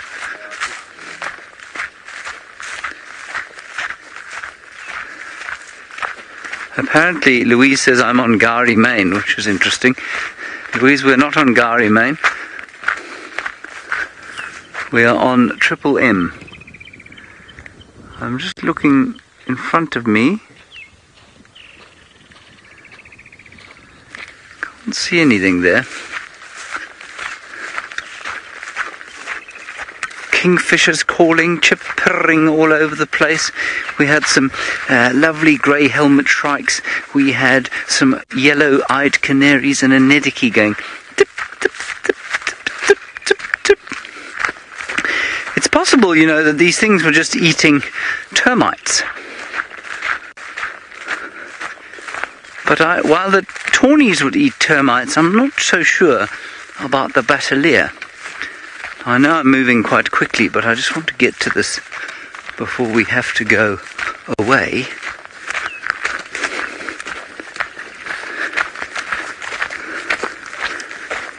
Oh, I thought they came up from right around here.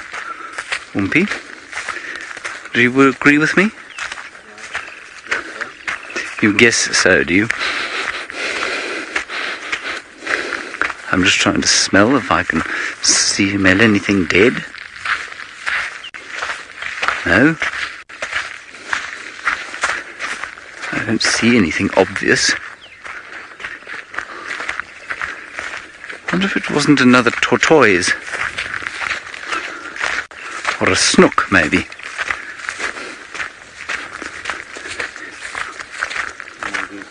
So this is very frustrating. There's a mongoose there. I think it's gone.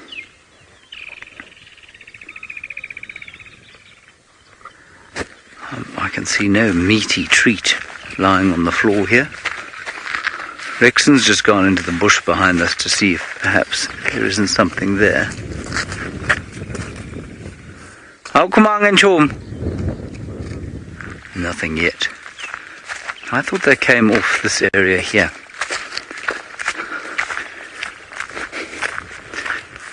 Anyway, I suppose we'll just keep looking. I'd be very interested to see. No, I'm afraid this is a great and abiding mystery now. We'll just go to the waterhole here. Sorry everybody, I thought that was going to be a really easy find. Oh, hyena track. But I don't think that's got anything to do with it. Let's see what's at this little waterhole.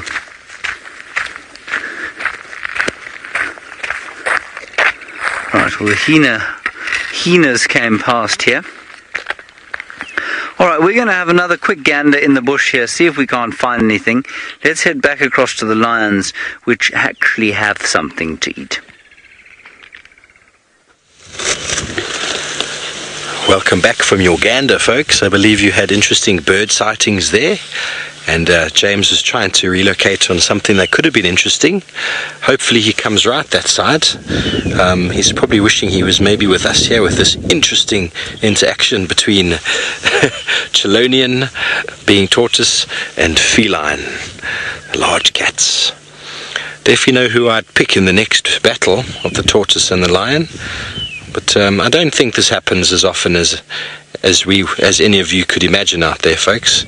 There we go, getting a bit bored, licking its foot, smelling where is the food. It really enjoyed that intestine. It managed to squeeze out all of the juices and the grass.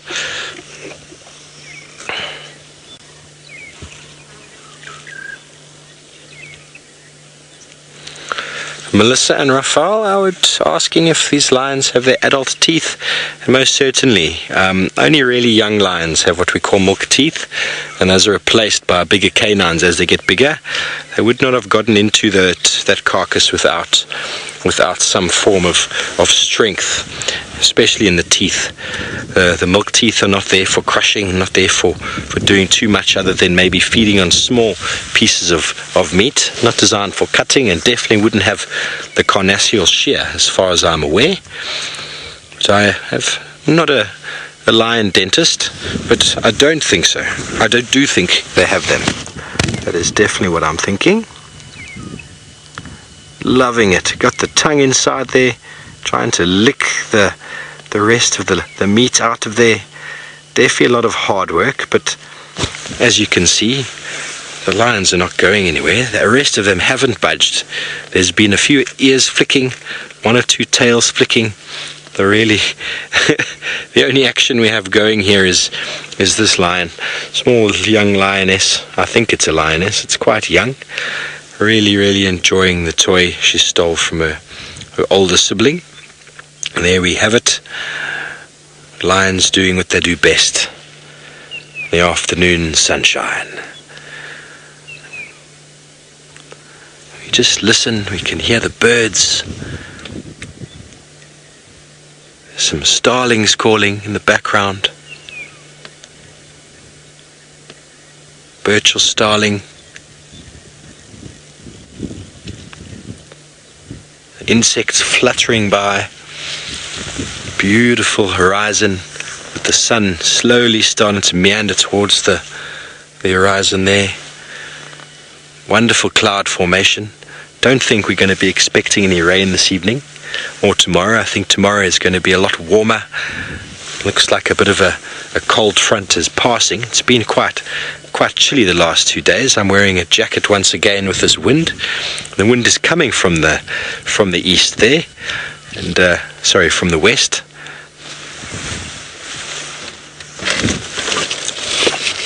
The wind is coming from the west, and most of the rain that we do get that sits into this area, especially the thunderstorms, generally comes from the east, from the Mozambican current. It picks up the warm water there and brings it inland. So I don't think we're going to be expecting any rain, and I think these lions are just going to be sitting here. We're going to be sitting with them. We're going to be interpreting what they do, but at the moment it's tortoises and lions. Please send your questions through, folks.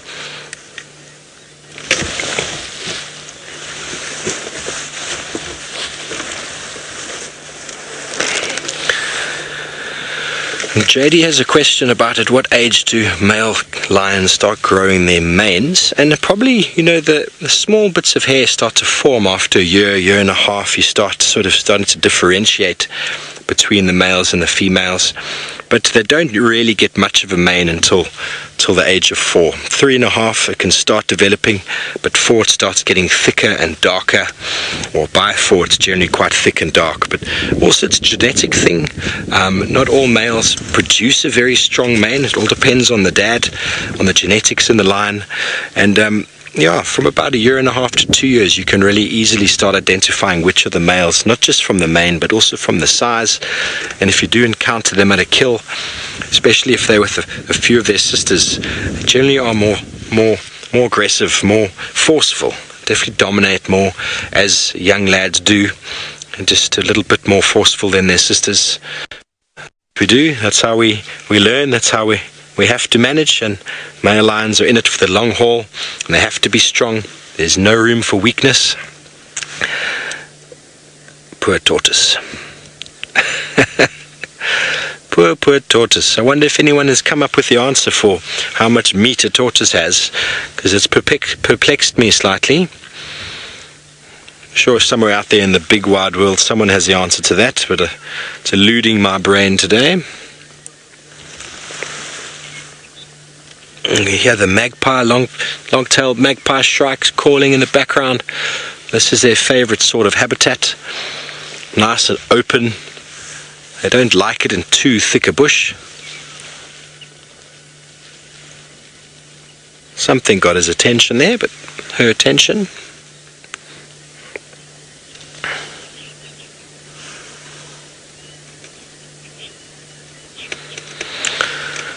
Check asks a question, what's the difference between African and Asian lions? That's a very good question. I don't know much about Asian lions. I've never read too much about them. There must be some genetic difference. I know that the leopards in Asia have a very similar genetic line to our leopards, but they've just been separated in time and space, so I would assume that that is a similar situation with this lion. I don't even think Asian lions, if they've got a different species name, I'm not quite sure. That is a very good question. Maybe someone out there can help us out with that this afternoon. I know that the genus for lion is Panthera leo. What is the Asian lion's genus and species name? It is probably the most well-studied lion in the world and the most representative. So maybe they are the same species, but genetically just geographical differences separate them. Who knows? Please give me some answers there, folks. This is a wonderful question. I wonder if Asian lions eat tortoises. That's a good question. There we go. Now he's going to come show. He's going to say, I'm finished with this one. You can have it back now. Well, sorry for being so mean. He's being spiteful now. He's going to eat it in front. This is the toy you wanted so much. Hey, we do that, don't we? Oh, just behind the head there, just got a visual of it, is the surviving tortoise. There, you just get an image of it there in front of the lion's nose. It's a surviving tortoise. It's not going to move a muscle.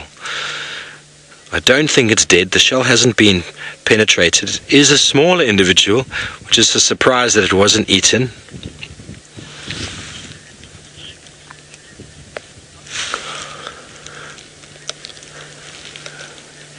We have Tesla, age 7. Will eating the tortoise shell hurt the lion's stomach? I don't think the lion will actually swallow the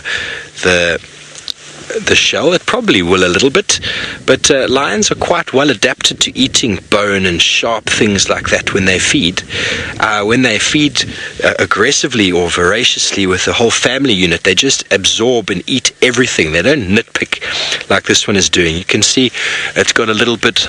Oh, look what we've got here. This is a very good sign that there's meat on the ground and there are lions nearby. We have a hooded vulture, folks. A hooded vulture. They are often the first, they are the individuals that are closest to the meat. Oh, he had a little bit of a poo there. I'm glad I wasn't parked any closer. We are almost underneath him, or her. Sorry, ma'am, if you are a ma'am. Very hard to identify. Look at that face. No feathers on the face. Very sharp, hooked beak. I was talking this morning about vultures, and if you find a hooded vulture and a group of other vultures in a tree, look for the hooded vulture and look directly under the hooded vulture, and that is where your meat is going to be. Obviously, that depends if there's a tree in the vicinity. If there's no tree in the vicinity, that's not going to work. But this vulture has landed directly above, probably about 3-4 meters from the base of the tree the lion sits. So it's about as close as it can get. And it doesn't know that the lion's eating a tortoise. It can just see a lion eating something, and it is quite interested in whatever that is. And to move on to a similar topic with this bird, if they do come to a site like this where there is a kill or lion activity, it is not below them to walk around and feed on the feces of the lions. There is a huge amount of blood and protein in the feces, and vultures will actually feed on that. But folks, James, I believe, is on his long walk home. He is walking away from the sunset to get back in time before it gets dark and before these big and hairies get active. So let's go back on with him, see how his journey is unfolding. I am silhouetted. Very nice. Good. I think Vian did this because he doesn't like my facial features. Now, before I let you go back to the lions, I just wanted to say that interesting discussion you had about would a coalition member kill his own coalition member's cubs? I think you could probably say that the answer is yes. Vian has certainly heard of it happening, and I suspect it sometimes happens when coalition members are not in fact related, because that can happen from time to time. And I'd say that more closely related coalition members are, the less likely they would be to kill their coalition partner's cubs. Because, of course, if we take the Birminghams, for example, I think one of them certainly used to be older than the others, and that may have been the one that was killed of the 5. But they are basically uncles or very close relations of any offspring that are born to their brothers.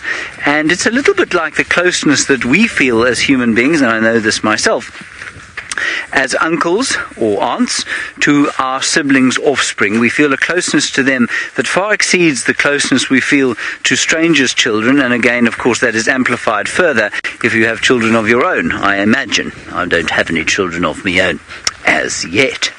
Now, I think the same thing probably applies to many animal or mammal relationships, and I think in a coalition it's that bond, that special bond between uncles and aunts and their nieces and nephews that probably prevents that infanticide taking place. So I'd say yes, it probably does happen. I'd say it's probably much more likely to happen in a coalition where the males are not closely related. Scarlett, you want to know what the first thing I do is when I get back to camp? Well, crack a brewski, Scarlett. I mean, surely that's what everyone does at the end of the day. I'm not being facetious, that's generally what everyone does. We'll have a small either apple juice, or Vian will go to his caravan, pull out a quart or perhaps something smaller than a quart, and he'll open that up. And then we'll chew the fat for a while, I guess, have our dinner, and go to bed early, because of course we do it all again, very early again tomorrow morning. The first thing I do, of course, is disrobe. I'll take off the technical equipment and put it back nicely and make sure it's all charged. The cars get covered up, and then you can crack open a brewski if you want to. Very few are abstemious enough not to do that. Alrighty, we're going to hand over back to Steve for the rest of the drive. It's been a marvellous walk. I will see you tomorrow at 0500.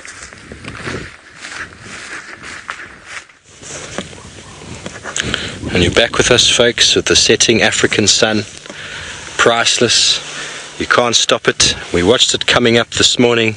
Unstoppable. And as it's setting, unstoppable once again. The creation of all life.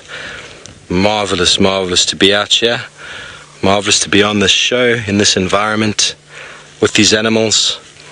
We've had quite a nice afternoon. I've really enjoyed myself. Lions eating tortoises is probably the highlight of the year for me now. I put my foot in it by saying that it's not going to kill it and the tortoise will be fine, and I apologize for that, because clearly the one tortoise is not fine. The other tortoise, it still seems to be doing okay. It hasn't moved a muscle, and I think it will stay there for the remainder of the evening, or until it can't smell any felines anymore. So Scarlett wants to know what's the first thing I do when I get back to camp. It is my second day here, Scarlett, so I really enjoy getting back, cracking open some apple juice, just to to smooth the mouth and to catch up with my friends back there. We also pack the car away. There's quite a few things we have to do in the vehicle, and then a lovely shower before dinner always goes down quite nicely. It hasn't been too hot of a day, but generally this time of year, a shower when you get back is just godsend. So folks, we are still here with these lions. As you can see if we just pan on the left here, brother, we got one of the females. She is clearly indicating that she's not going anywhere anytime soon. Oh, pan right, look at the wound. There is a lovely wound on the bum there. And I would like to thank you all, folks, for joining us this afternoon. I don't think that wound is going to be fatal. The licking starts, the grooming starts, the waking up starts. We're going to be signing off soon. I'd like to thank all of you for joining us. I'm going to be off in the morning. Probably James and Tristan are going to be on drive with you. I'd like to thank FC for their contributions today. I'd like to thank the guys in the Mara. I'd like to thank Senzo, my man on the camera. And we will see you all again in the morning. Have a fantastic evening. Sending love, sending regards. Good night.